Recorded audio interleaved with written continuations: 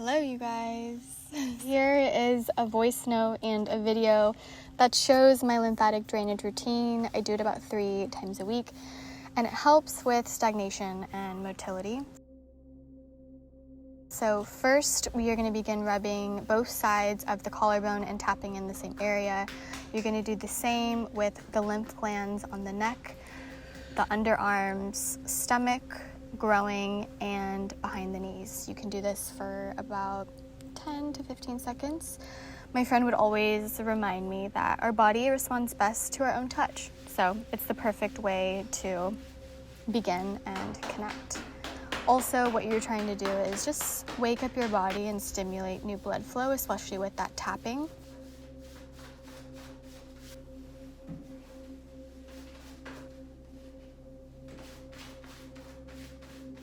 And then you're going to end with body bounces. You can do this many different ways, but I like to jump up and down or just bounce my heels into the ground.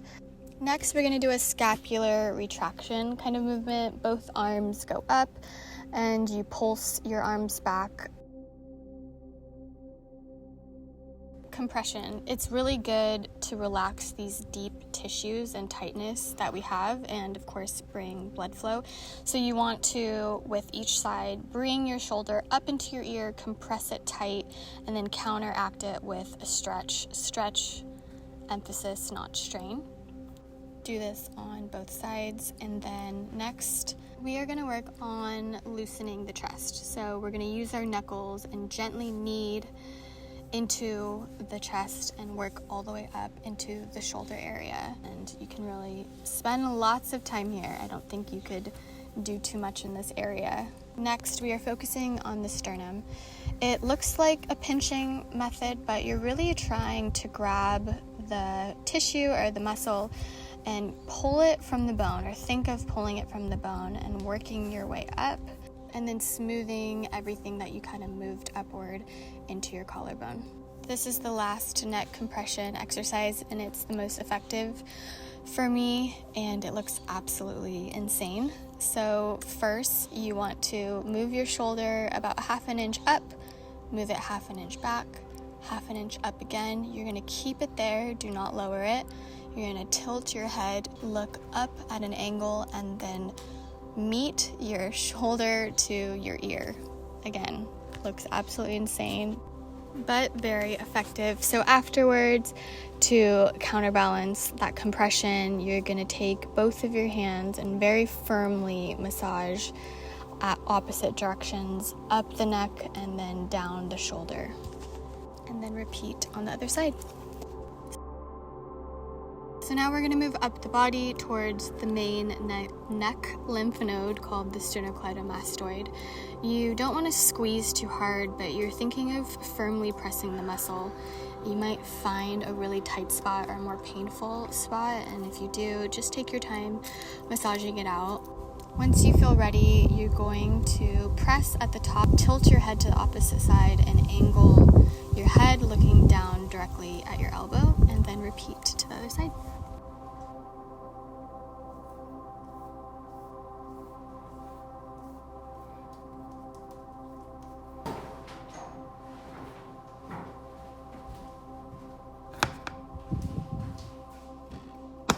Next, we're going to work on our face, so I like to cleanse before we begin. Another product I incorporate often is hypochlorous acid. It's antibacterial and it's very soft and gentle on the skin. Alright, with gua sha, of course, firm pressure, but you don't want to press too hard. Of course, no bruising, all of that good stuff. I always start at the lowest point of my face, which is chin to jaw, gliding upward towards the ear and then stroking down the neck. I move upwards to my cheekbone and then under eye. 5 to 10 strokes feel best. And then I usually work my way to my eyebrow and forehead. This is the part where I don't really put too many rules or parameters. I do what feels best, so that's why I say 5 to 10 strokes. Sometimes I do it longer. It's really dependent on what I'm feeling, if it's extremely tight, if it's not. Sometimes I really feel it in my temples, so I very much firmly press. I glide it from my cheekbone to my temples and then really massage into it. And I also work heavily on my eyebrows and forehead. I just feel with natural facial expressions and all of that, that's the tightest point in my face. They also store a lot of fluid, so if there are tighter facial muscles, you really will feel some sort of release, especially if your lymph glands and nodes are open. This will definitely give it the release that you want. Sometimes I feel liquid collecting in the back of my throat, and that's always a good sign.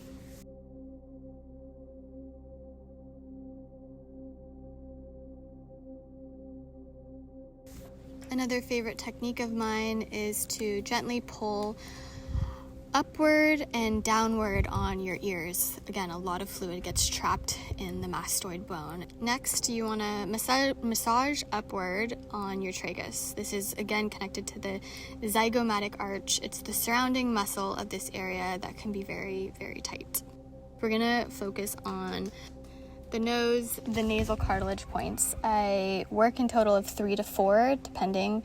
You're gonna start at the corner of your eye, and you're going to stabilize the skin by holding it with one hand, and the other hand is going to firmly rub and press and then pull down to the next point, as you can see.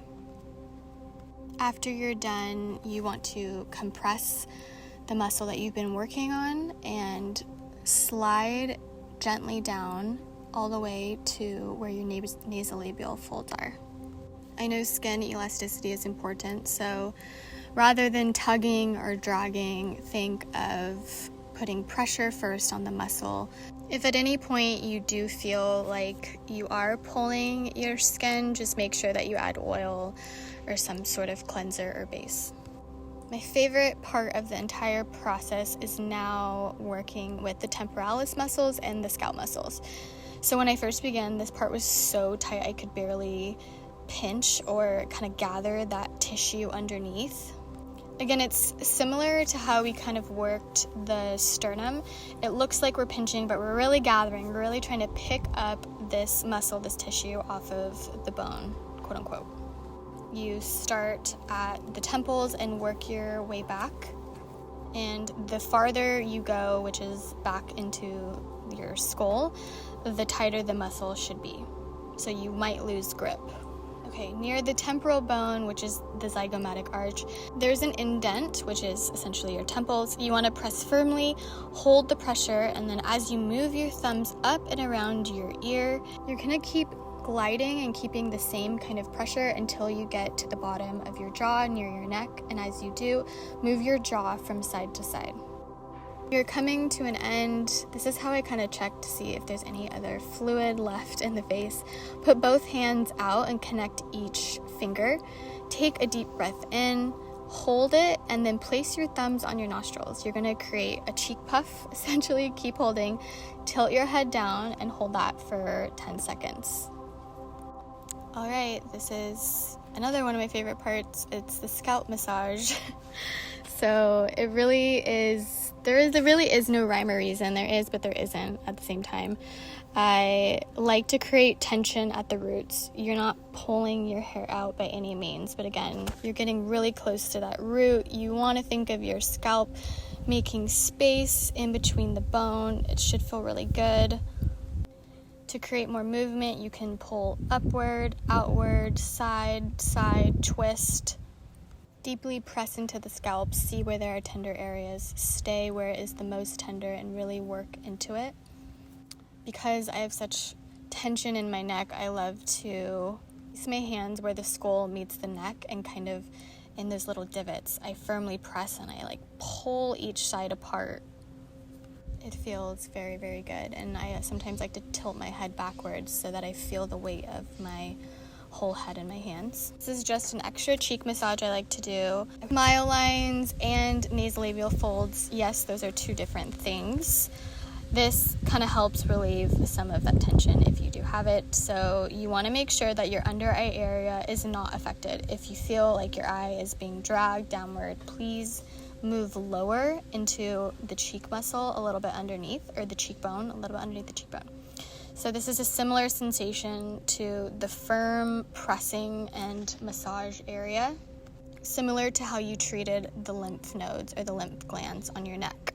Kind of knead into it. If you find a pressure or a point that feels sensitive, take your time and really work into that spot. Firmly glide your fingers and relax that muscle that you've been working on.